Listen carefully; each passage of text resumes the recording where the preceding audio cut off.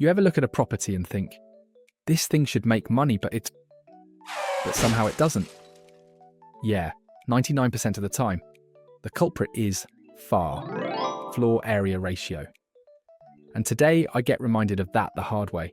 So I'm standing on site, tape measure in one hand, coffee in the other, trying to figure out why this perfectly located 1,000 square meter lot feels like a trap instead of an opportunity. Prime street frontage, great zoning. Everything about it looks like it should be a winner. But something's off. The numbers in my head aren't lining up, and then it hits me. Wait, what's the FAR here again?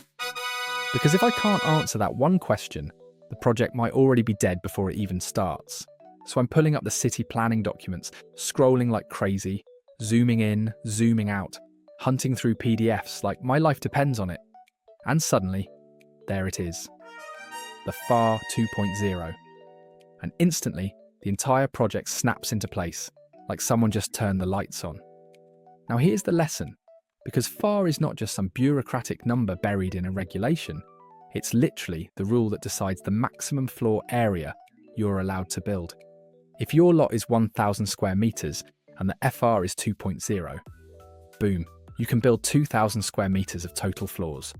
Not the footprint, the floors, the total stack of usable, sellable, rentable space. So now I'm pacing the site in my mind, doing developer math in my head like every other caffeinated real estate person. Okay, 2,000 square meters total. If I go 4 floors, that's 500 per floor. If I go 5 floors, that's 400 per floor. What layout works? Where do the units go? What's profitable? What's legal? What fits setbacks? What keeps the planners happy? And this is where FIR becomes powerful, because developers love to ask, how high can I go? Wrong question. The correct question, the one that actually matters, is how much total floor area am I allowed to create? Height limits, setbacks, daylight angles, parking requirements, they all shape the form of your building. But FAR sets the ceiling, the ultimate limit of your project's financial potential. FAR determines how many units you can sell, how many floors you can squeeze, how much rentable area you can produce. And ultimately, whether the deal makes money or loses it, that 2.0 FR changed everything for my design, my yield study, and my pro forma.